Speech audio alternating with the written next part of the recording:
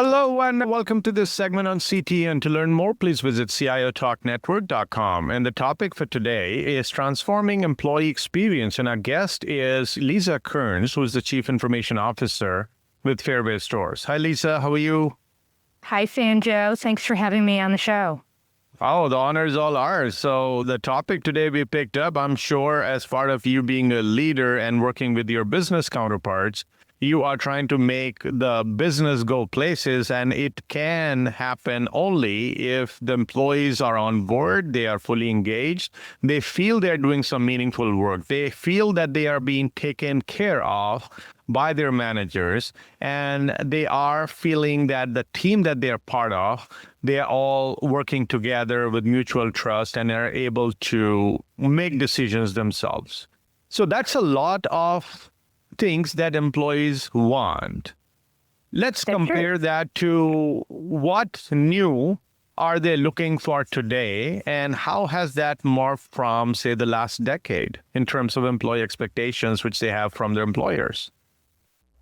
Certainly the culture is something that is always changing, it's always growing, it's always adapting, especially as we bring in new employees that are younger in our workforce. And certainly we've recognized the same things that a lot of companies have recognized, that our younger employees are really very experiential based. They want a position where they can really develop great experiences, that they enjoy working in a company, enjoy being at work every day, and most importantly, that they are learning and that they are increasing their knowledge in a particular space. Certainly, that's changed over the last decade. I think employees have always been interested in those things, but especially where we are based in Boone, Iowa. Iowa has a very low unemployment rate, and it's a great place to work. Lots of jobs and lots of competition for jobs. So certainly, as the economy has improved, we face greater competition for the same workforce, and we want to be able to attract and retain employees just like everyone else does. So what you just mentioned, and you did refer to the new, say, the younger workforce, but then we always have had the multi-generational workforce. And it was 10 years ago, and it is now. But do you think there is something changed in the environment, in the way the business is running, the way the pace of how we do work, the quality and the pace, that has created some expectations which are different than what you saw 10 years ago? That's most definitely. And in our business, we are a very traditional grocery retailer. We've been in business for about 80 years. We celebrated our 80th anniversary in May. And employees do tend to stay with Fareway for a very long time. It is a career company. You can be here your entire career. And so we do have very much so that multi-generational effect with the employees. We have a significant number of employees that have been here their entire career and are looking at retirement now, as well as we have people that are just coming in brand new in the workspace. With a lot of retail companies in particular, retail tends to be an incredibly fast-paced business. And you, especially in the corporate offices, it's not always typical to see that long-term career growth with a company, especially in the retail organizations. But we're a family-owned company. We are certainly very traditional. This does create an interesting situation in that we do have all ages and all spectrums of employees on this. For us, it's not just how do we engage the younger employees, it's also how do we provide the type of experiences and the career experiences that all of our population wants to have. And to some extent, there is a little bit of constructive conflict that goes on with that. I think that certainly the marketplace is changing, and it's getting faster out there, particularly in retail, particularly in grocery retail these days. And so the need to go fast in some ways can conflict with older traditional values that are, let's do it the way that we've always done it. And sometimes that constructive conflict can be a very good thing and can help propel us forward. It's definitely a very dynamic environment here at Fareway, that's for sure. So the urge and or the need to go fast, does that automatically require that we start scrambling at the employee level, or is it just gearing up so that even if you want to go faster, that means you just need to become nimble? And I think that's a good way to put it. Nimble is a great word. Adaptability is also a really good word. Certainly, I've found that in my career in retail, the single greatest, say, personality aspect that I look for in employees is adaptability. Because the retail world is very fast changing, and it depends on what organization you're in. Some have to move incredibly fast, some not quite so fast, but there can be quite a shifting in priority in response to the competitive landscape, in response to just changing consumer tastes and preferences. So definitely it's something where individuals, people that we hire, need to be able to exist in that kind of fast-changing world where priorities are going to shift, and they could shift in some organizations, they could shift weekly, where your roadmap really does change quite rapidly back and forth.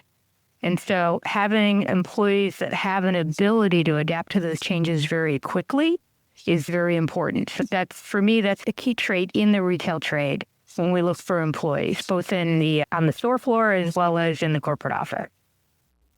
If you had to pull someone aside as an employee, no matter which generation, and you ask them to go beyond what they have learned that they should be doing as an employee, what is it that you would like to see as a response? That they say, yes, whatever you say, my master, and I will do it? Or are you expecting them to challenge why? And then if you have a good rationale, then they follow. What is the business's expectation today? So I think that in that type of a conversation, really, it starts with really knowing employees on an individual basis. So there are certainly certain career paths and certain jobs that employees individually may want to take, and then there are those that they may not want to take. So a great example is an employee that maybe wants to grow into leadership. They want to grow into either a domain function, that they own that domain function and they own the strategy and the budget and the workforce, or just resource management maybe. So in working with an employee like that, we talk about what does that world look like? What are the types of capabilities or the types of skill sets we want you to be able to develop? And what are the types of things that we want you to do? So in having those conversations with the employee, when those opportunities come up and we ask them to reach out and do more, hopefully we are doing that in the context of something that they've already shared with us that they would like to develop into. What's interesting is every now and then I'll have an employee that really wants to be at that senior leadership level, but then when we ask them to do the individual tasks, they really like doing the tasks that they're doing today instead. And you can't have it both ways.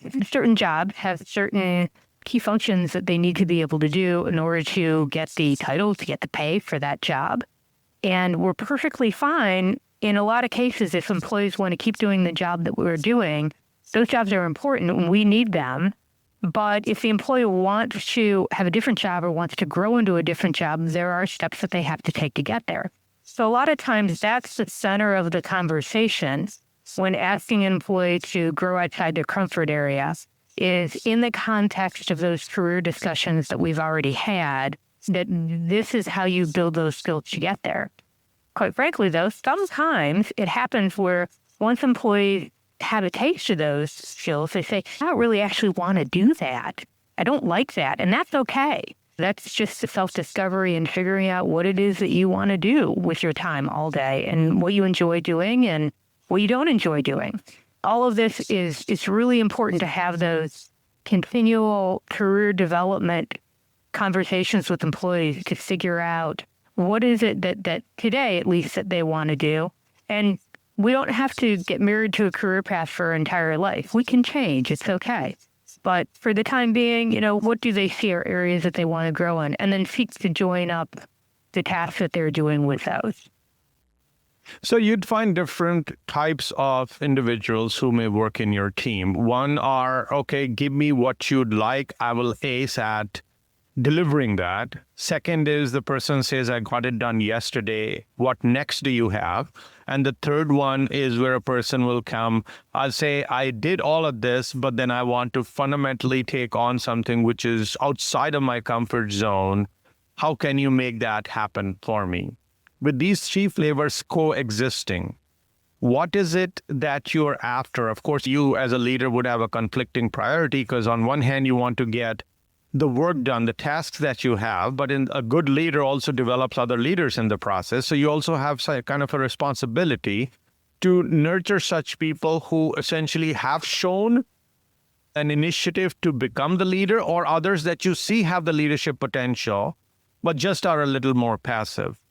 What is it as a leader you are doing to, first of all, identify these different flavors and then spend some time and getting even your direct reports to spend the time so that you are morphing these individuals into managers and then leaders?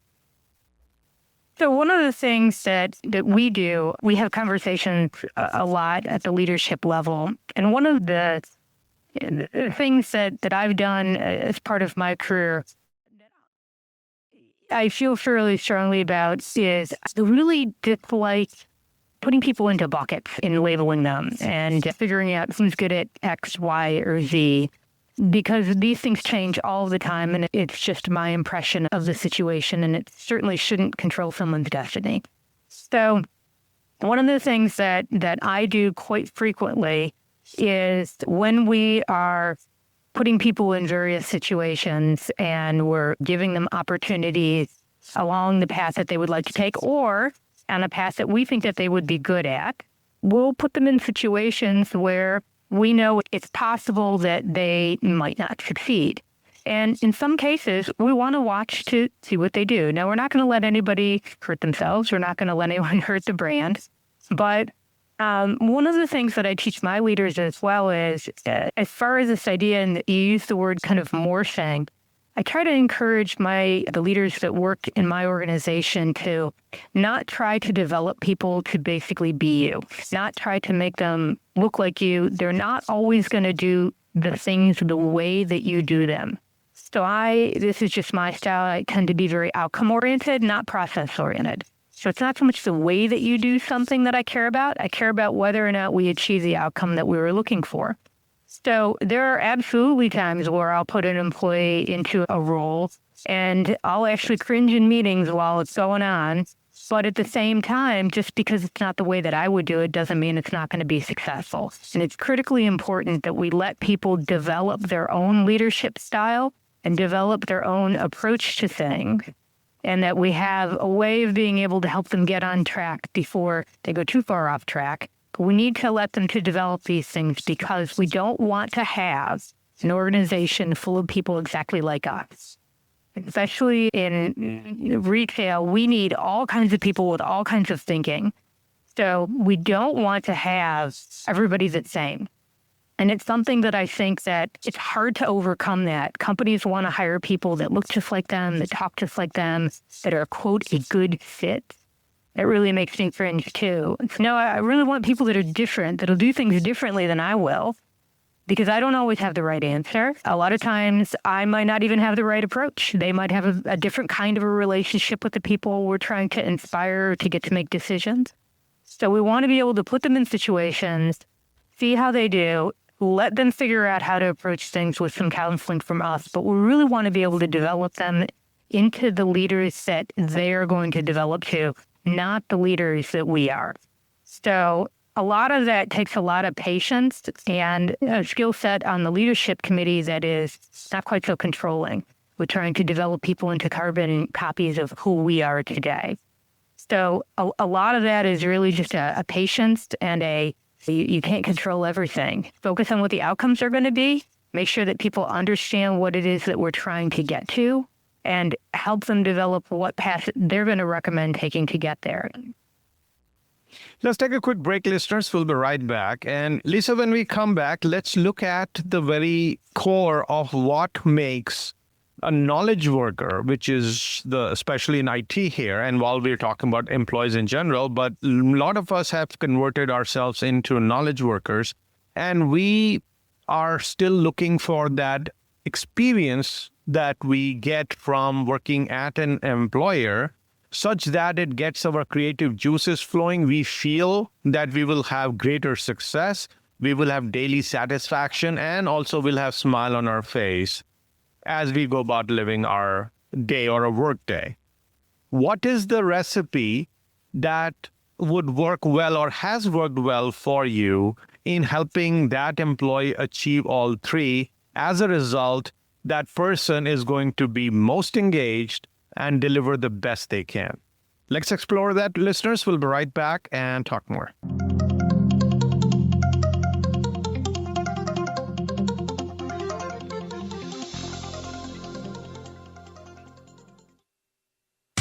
Predict your company's future by creating it. Is your workforce able to connect, exchange ideas, and share brilliance simply and securely? Create tomorrow, today. Empower your people to innovate anytime and anywhere with secured BlackBerry Enterprise mobility management and document sharing solutions. To learn more, visit blackberry.com/enterprise. Patient-centered care requires a connected enterprise. Are you ready? If you're looking to scale your healthcare IT efforts, visit redmain.com/health today. Whether it's to connect data from multiple partner solutions or developing software for unique needs, Redmain can help. To find out how Redmain can help your company deliver on the patient-centered care promise, visit redmain.com/health or call 773-693-3919. Visit today. Your growing business needs a highly productive workforce, effectively communicating and collaborating without exposing corporate data to cyber attacks. Are you looking to balance security and workforce productivity? Move beyond short-term measures and securely scale your business with BlackBerry Enterprise Mobility Management Solutions. To learn more, please visit blackberry.com/enterprise.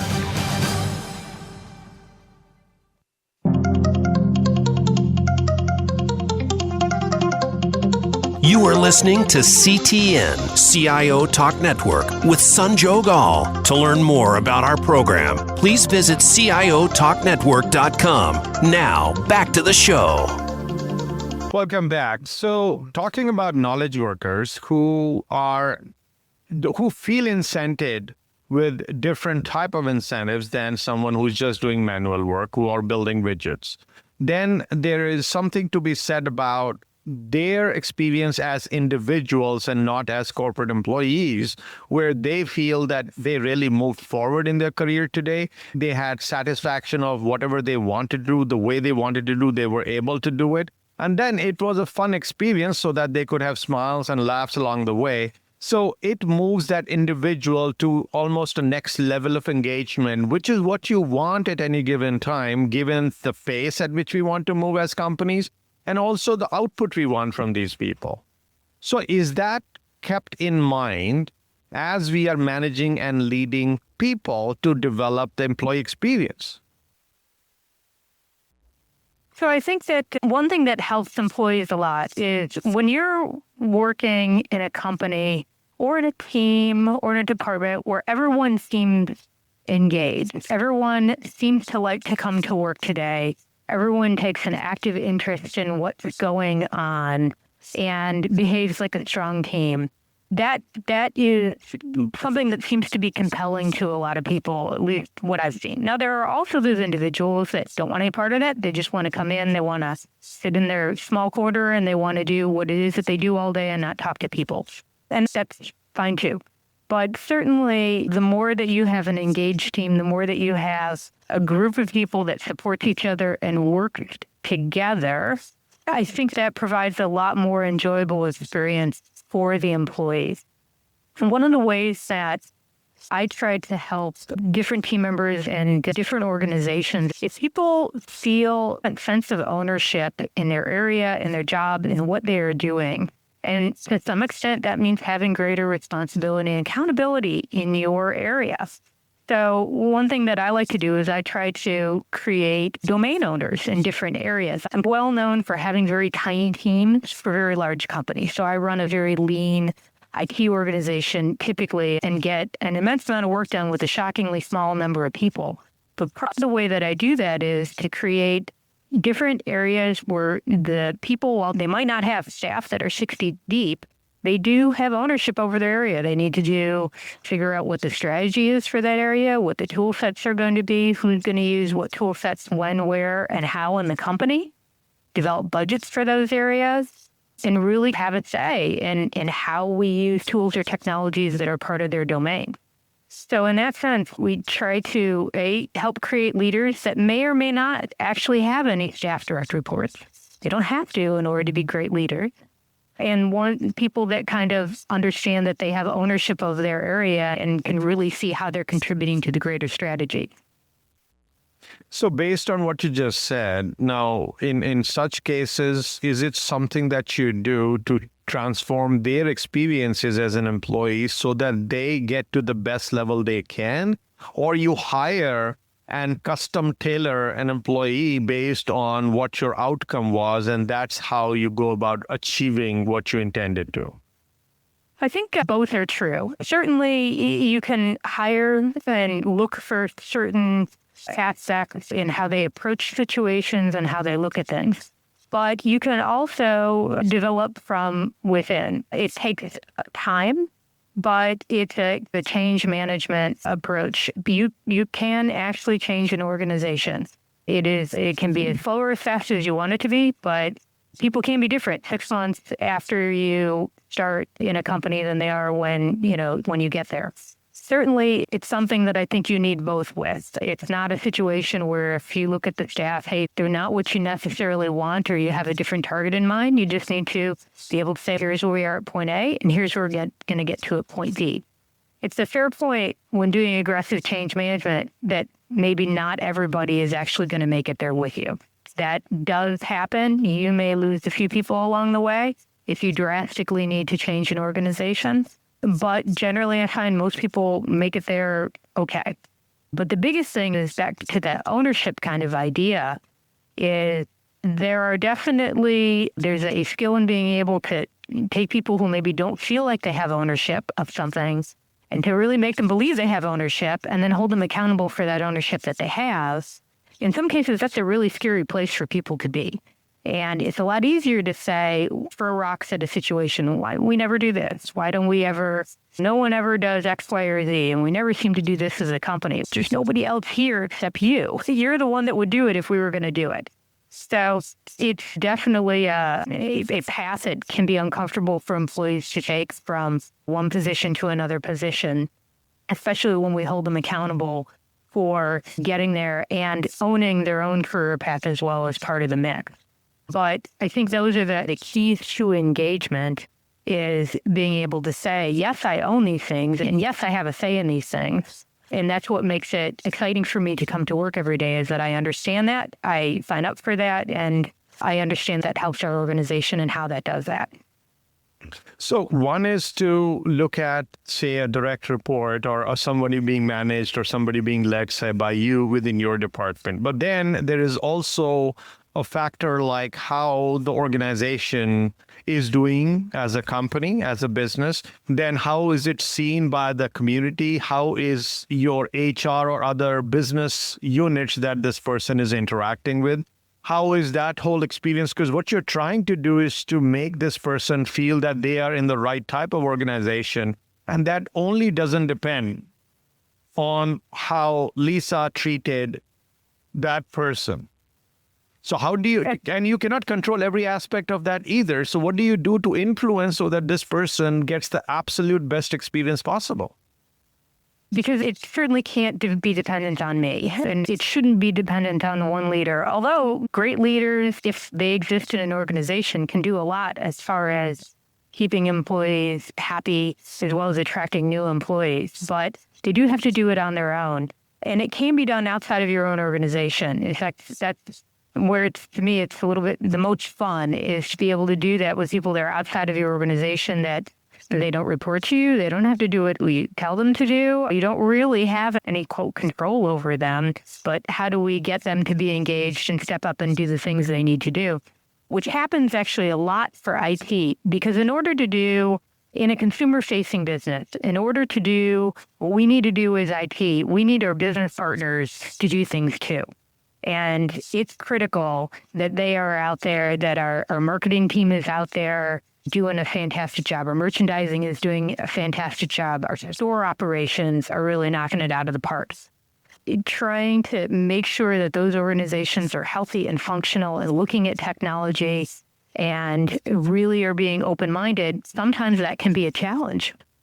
So if we can help inspire and turn those people on and get them to be collaborative with us and set up portfolio structures that help us decide together what the roadmap is going to be, I think that also increases engagement of the business partners, particularly with IT. I want all of our business partners to be really engaged with our IT organization because we're here for them. We're not an IT company. We sell groceries. So we really want a high level of engagement with our business partners. And I think that is an enjoyable experience for both parties when we do that. So what we can measure is what we can improve. What is possible realistically in terms of employee experience that we develop, and that too holistically, as I just mentioned in my previous question, about not just what they get, say, and here we are taking, say, an IT employee. Not only what they learn and or they do within that department, but how is the rest of the organization performing? How is the rest of the business units and business users are treating them? It is about looking at the measurement of where they were earlier, what you did, and where did it go. Is there a little bit of science to it, or you come every day as a leader and say, hey, I did the right thing.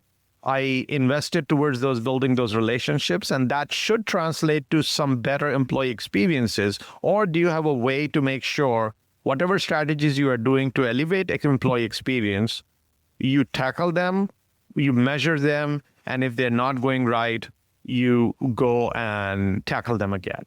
But what you do, how do you go about it? How do you measure it? Let's see if that's even possible. Please stay tuned, listeners. We'll be right back.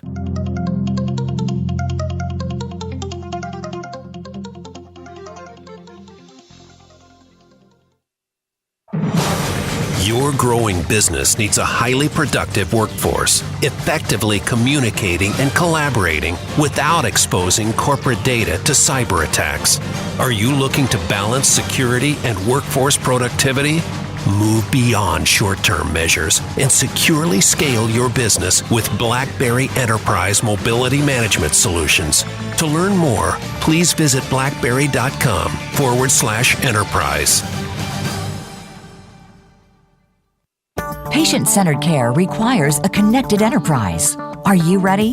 If you're looking to scale your healthcare IT efforts, visit redmain.com/health today. Whether it's to connect data from multiple partner solutions or developing software for unique needs, Redmain can help. To find out how Redmain can help your company deliver on the patient-centered care promise, visit redmain.com/health or call 773-693-3919. Visit today. Predict your company's future by creating it. Is your workforce able to connect, exchange ideas, and share brilliance simply and securely? Create tomorrow, today. Empower your people to innovate anytime and anywhere with secured BlackBerry Enterprise Mobility Management and Document Sharing Solutions. To learn more, visit blackberry.com/enterprise.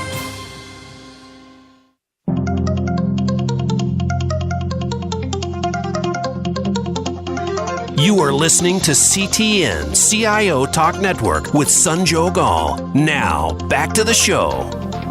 Welcome back. So we speak about what you can measure is what you can improve. And when we talk about measuring with something like employee engagement, employee experience, this could turn fuzzy. People could hide behind aggregate numbers, etc.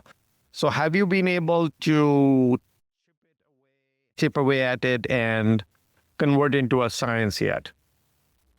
I'm not sure if it's all science or not, but I would say to look at organizations as a living, breathing entity, because they are. As such, it shouldn't stay the same all the time. It could change, it could grow, it could shrink, but it's okay to have it be different. So one way that certainly a lot of organizations measure employee engagement, employee satisfaction is the employee satisfaction survey. There's ones that are out there that are really great, have great questions. There are ones that you can kind of screw up and not have the best questions. The biggest thing with doing an employee satisfaction survey is that if you do a survey and you highlight various areas that you want to focus on, doesn't have to be everything, but if there are key areas that you want to focus on coming out of that, say actually take action. If you're not going to take action, don't do the survey, because it just makes it so much worse. But if you take action and then survey again, within, I would say, 6 to 12 months, do a follow-up survey to see if those measures have changed any. So that would be one way to do it with surveys. Other organizations use employee turnover as the measure of how successful they are. And the one thing that I would say when looking at turnover, and this is at least in my experience, in terms of turnover, some turnover is healthy and it's good. If you develop people the right way, they may grow their careers and outgrow you, which I think is always a great thing. Organizations are not necessarily just going to continue to create positions just to give people promotional opportunities. We create positions based on need.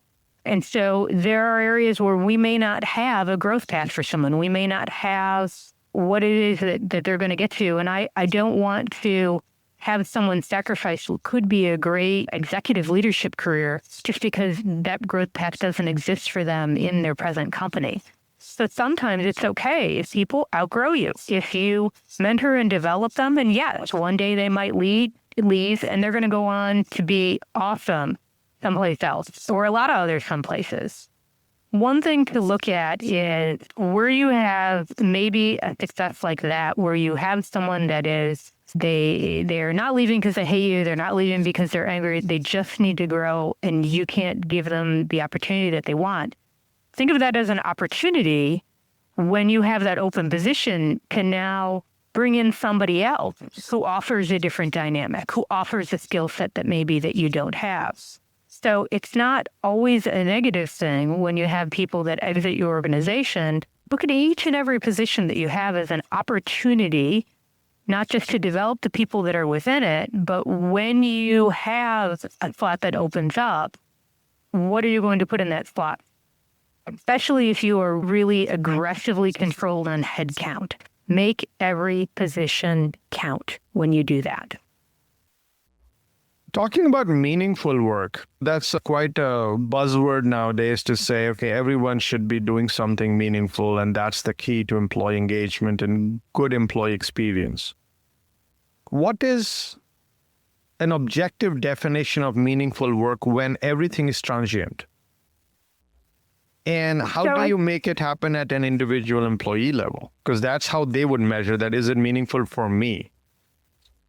One of the things that I hear a lot in companies, I think the single greatest thing that I hear from people is that as a complaint is, I don't understand what our company strategy is, and I don't understand where I fit within that company strategy.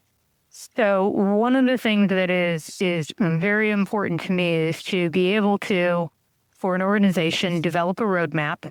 It doesn't have to be complicated. It's not 300 pages. It can simply be a portfolio in the simplest of fashion, but essentially, what are the goals of the organization over the next 1 to 3 years? What are the key things that we're trying to achieve? What are the projects that we're going to do to try to get there? And what is the employee at an individual level, their role in that project? This is standard boilerplate strategy work. But it's being transparent with employees to show them that work, to show them what that strategy is, all the way down to the individual projects that they're working on. So for me, that seems to have been the key aha for a lot of people is if they can see how their individual role connects directly to a key goal that the company has, that is the magic for a lot of individuals. But leadership and corporate leadership, not just individual departments in IT, but corporate leadership needs to be comfortable sharing their strategy. But these are the people that are going to get you there. So it's always crazy in an organization to have a strategy and have it be unclear to people what that strategy is. That, I would say, hit on executive leadership and senior level management if they've not been able to convey that across the organization. In some cases, just because they don't have it. There are actually a lot of companies that don't have a documented strategy, and that's okay. We just need to roll up our sleeves and put something down and say, yeah, that it could change. It could change tomorrow, but that's what we think our strategy is for the next couple of years. Now let's make sure that we're doing the right projects that satisfy that strategy and that our employees know how their role in that project supports that overall goal. So what you just mentioned definitely is a good approach to tackling the direction where you mentioned we should be going now. Look at it as an employee, but if we looked at it inside out, means that person looking for an experience, a way to live their life, a way to build their career. Is this everything that we do at the leadership level today or with respect to employees is mostly aggregate? Or are we moving towards a little more individualized or a fit-for-purpose profiling and intervention so that individual employee's experience is maximized? I think that is definitely the way of the future, is to make sure that it is personalized. Like so much that we're doing today with consumer experiences is that it is a personalized approach. The tough part a lot of people, I think, have trouble with realizing is that it's going to change over time. We're not going to try to tell an 18-year-old that you have to decide before you go to college which could be for the rest of your life. And that's really scary. But what employees want, where employees want to go, what they want to do with their career, they're not going to have all the answers. They're going to have some, at least for the near term as far as what they want to do.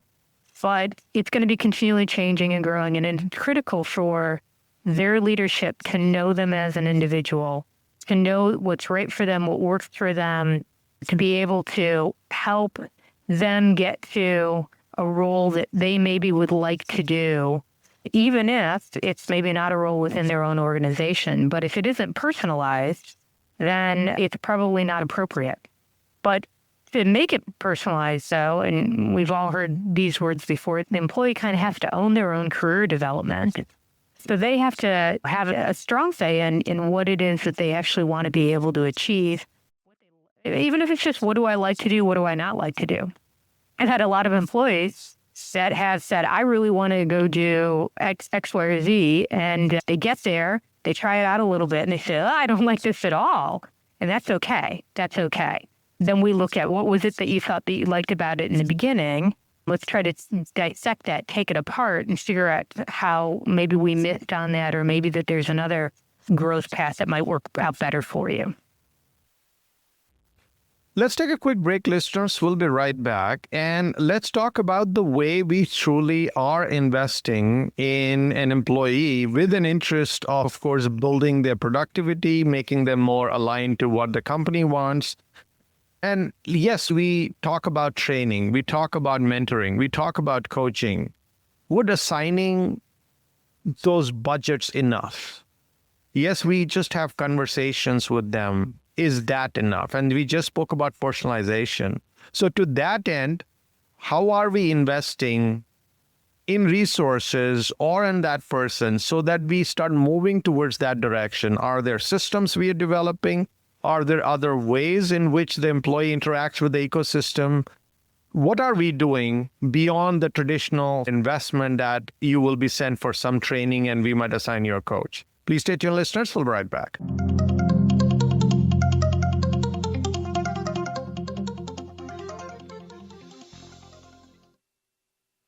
Predict your company's future by creating it. Is your workforce able to connect, exchange ideas, and share brilliance simply and securely? Create tomorrow, today. Empower your people to innovate anytime and anywhere with secured BlackBerry Enterprise mobility management and document sharing solutions. To learn more, visit blackberry.com/enterprise.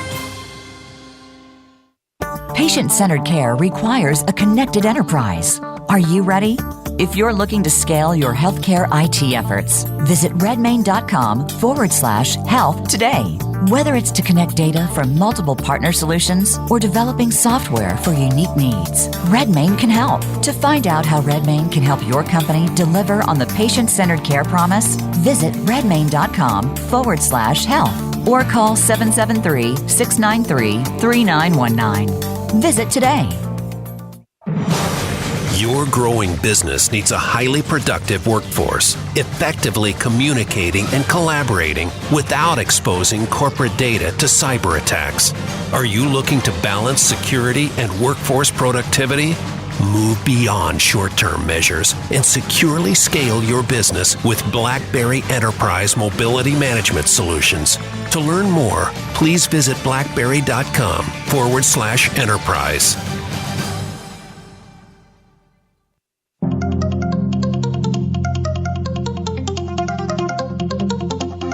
You are listening to CTN CIO Talk Network with Sanjog Aul. Now, back to the show.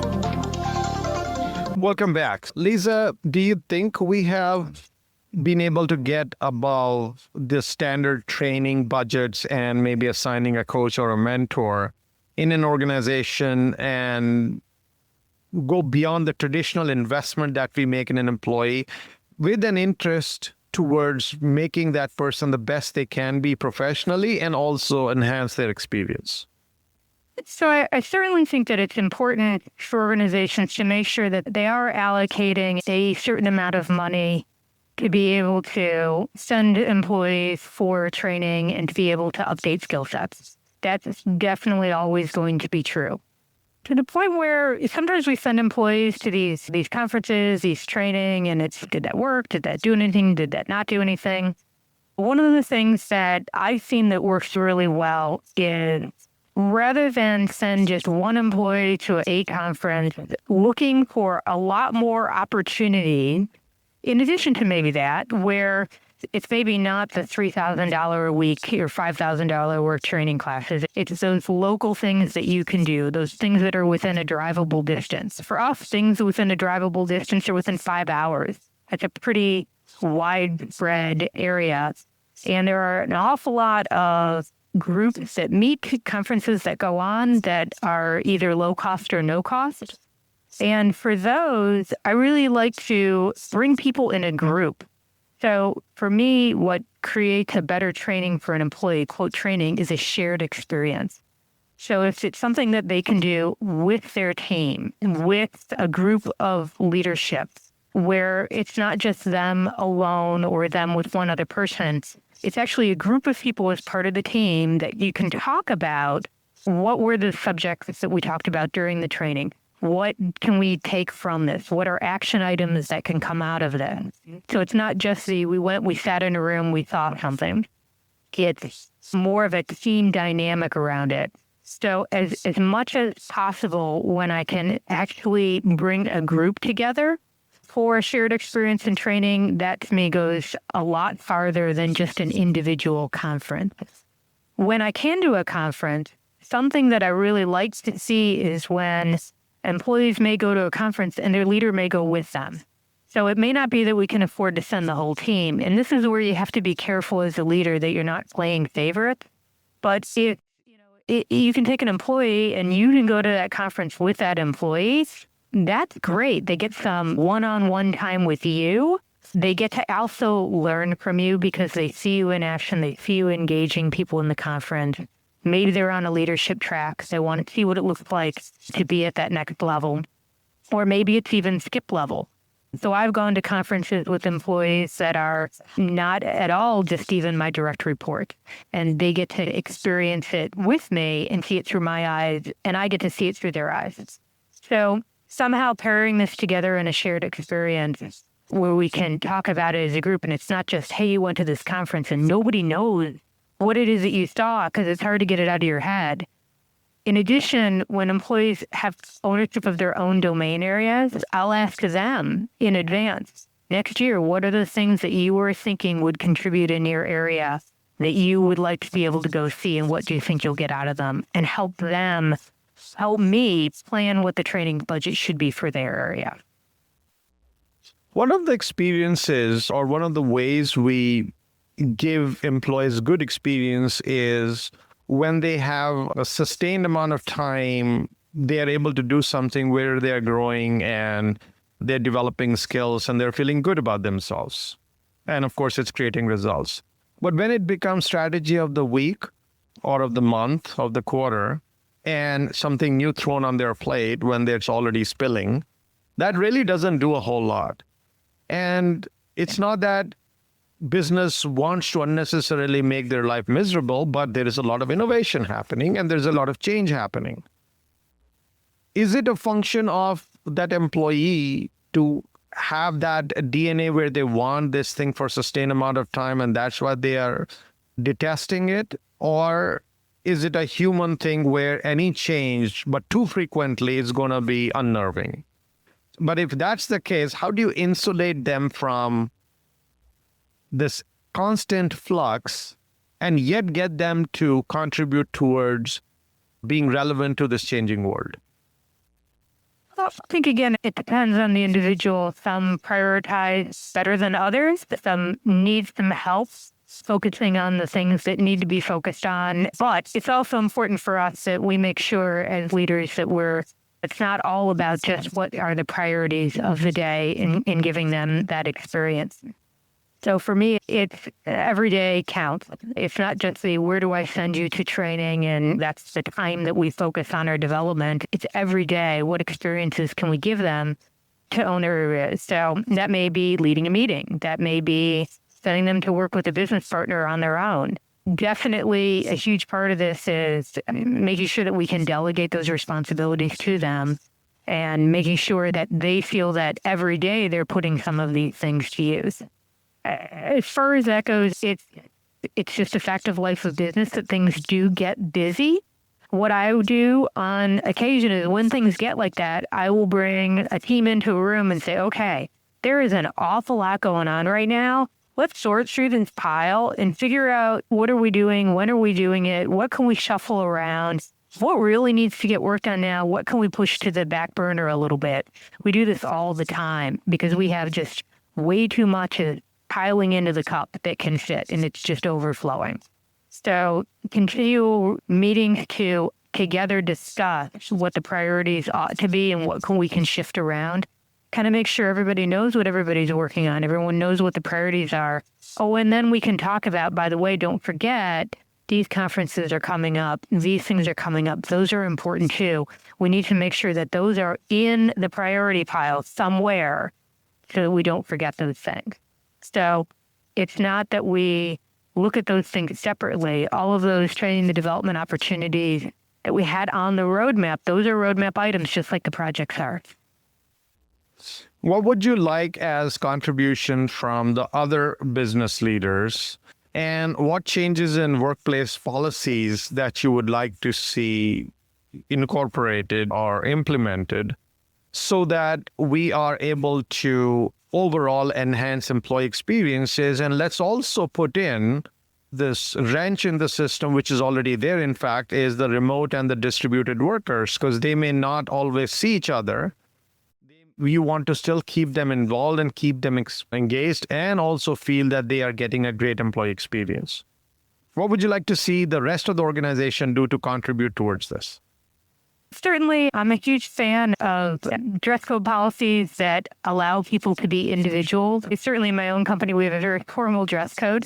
And I think that there are ways that we can work with that a little bit. Most notably, as far as something I don't hear mentioned a lot with dress code policies. So whatever your workforce policy is, there are always restrictions and there are good reasons for some of those. But the one thing I would say about dress code policies dress code policy for me isn't as important in terms of, hey, let people wear what they want to wear. It's about creativity. I feel that I get the best creativity and innovative thinking from people when they are comfortable.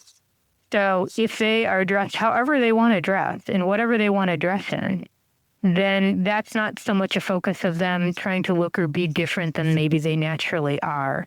I do believe that I get better creativity out of people when they're not encumbered by things like that. So for me, dress code policies being flexible are all about pulling out more innovation and more creativity out of people by it just has an effect on having people feel freer about sharing things, as well as things We that got we're 30 looking seconds, Lisa. We're definitely looking at an idea of possibly bring your pet to work in certain areas of the organization.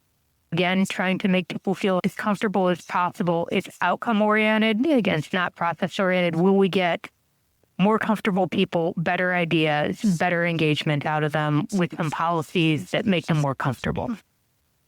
On behalf of the show and our listeners, thank you so much, Lisa, for sharing your views on how organizations can transform employee experience and get them to do the best they can. Thank you for having me. It was great being here. Thank you, and please like us on Facebook, listeners. Search for CTN CIO Talk Network, and be sure to follow us on Twitter. Thank you again for listening to this segment on CIO Talk Network. This is Sanjog Aul, your talk show host. Till next week, take care and God bless.